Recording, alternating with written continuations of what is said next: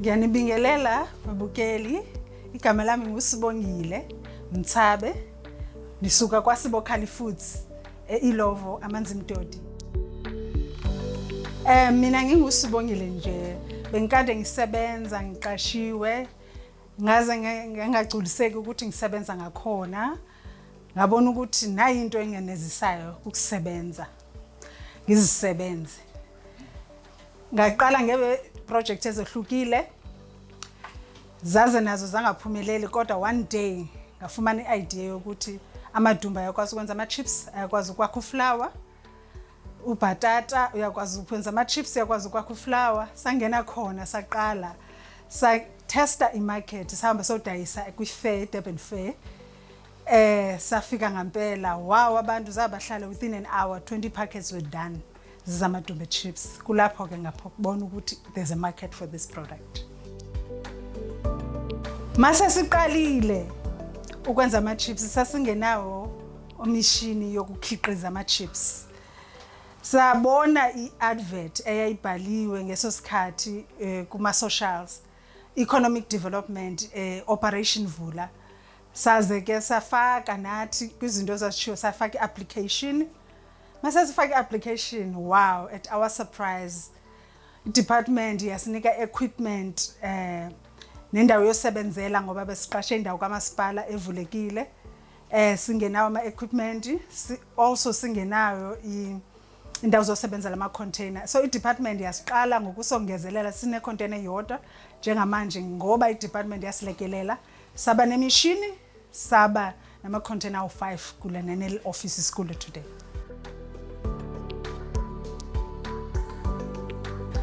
Our target market is people who are health conscious, who are vegans, Rastafarians, and people who have a certain lifestyle of eating low glycemic index food or low carb food, because sisebenza konke to make sure ukuthi you eat your yummy products but with a good production.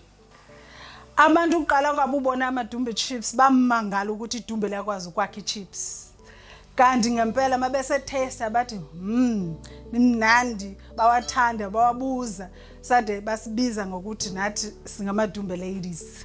Okokuqala sathi sesiqalele le business, uDepartment of Agriculture wasihambela. Saze ke lapho sakhethwa ukuthi singenele iFIA ngeso sikhathi ngo2019, yayung Female Business Awards. Zaka Department of Agriculture wasinika ke i-first runner up, sabe ke siwina kanjalo lelo award.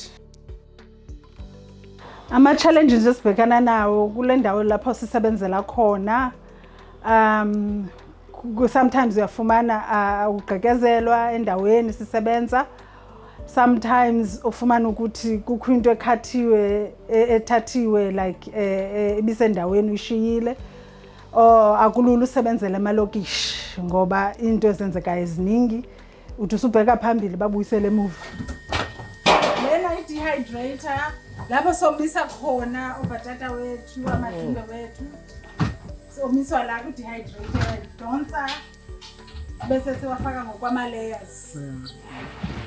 Ukuthi abantu bayithanda iproduct yethu, mabengasabayiboni bayayibuza ukuthi kephi, because we sell directly to the clients, online and physical. And also we have some stores like Manoli's Munches Home Baked and other stores that are around KZN and in Cape Town.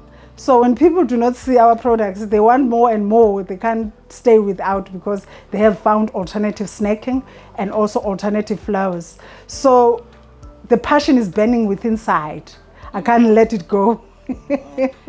Mase siphelele la kwaSibokhali Foods siba u9 ngoba sinaso nesitolo esikhona ngalapha eIlovo Nursery. So sina umsebenzi okhona ngakhona, so isenze sibe ba u9 sesiphelele. Angithi uNkulunkulu uyayibeka into enhliziyweni yomuntu. I-idea yokukhiqiza okunje nokuningi is about passion, nokwenza izinto ezingazonakalisa imizimba yengane, nokuthi ingane eziningi ozukuza ukuthi ziyagula zino diabetic kodwa zina 8 when you evaluate uchecka kahle ufumanisa ukuthi kukudla. So kubalekile ukuthi sidle izinto ezingasenakalisa imizimba ezenza sithi izithako zomzimba ziwakhe kahle umzimba. Koko ke sisebenzisa indigenous root that zingazuchaphazeleka or zingazuba ne problem to grow at Durban because the cassava grows naturally, sweet potato grows naturally, amadumbe grows naturally. Zonke lezo nto izugrower zingakhange zikhuthazwe and low in glycemic index. Mawusozuziprocessa kahle loo nto izawukwenza ukuthi sijwayele ukuthi kwakude kudala fanele sidla osogam amadumbe nani ezawusenza imizimba yethu ibe within the way God created us. Milling machine yethu masayaphuma ku-dehydrator bese siwafaka ku-milling machine iphumise impuphu la. Okuncane sinako la effect just to keep the seeds. In future we'll have our own farm, but we will not ever stop buying from the smallholder farmers. Our people need to be part of our value chain. This is creating a sustainable business because all the people that we buy from, they keep on planting, expanding, and they increase livelihood in their own homes and their own communities. So we go around and collect amadumbe as far as from Potchefstroom even up to Ulundi, fetching amadumbe from people. So those people create their own employment. So through our value chain, we meet and make people to have more money in their pocket. So it's about your appetite. The more you have, the more money you get. So creating employment is our passion. Making things work is our passion. We become a market to them and process good food that will keep our people in good health, while we also create a platform of selling online and also selling in our stores. And in future, maybe exports.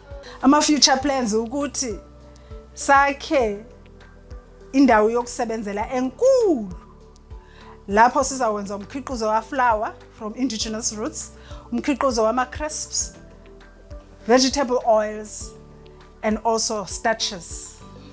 So we need a bigger place so that we'll be able to export our products. Or ama social media wethu, you get us Sibokali Foods on Facebook, Sibokali on Instagram. Soon we are starting TikTok. We will show our recipes, how to use our flowers, how to make nachos with no mputu.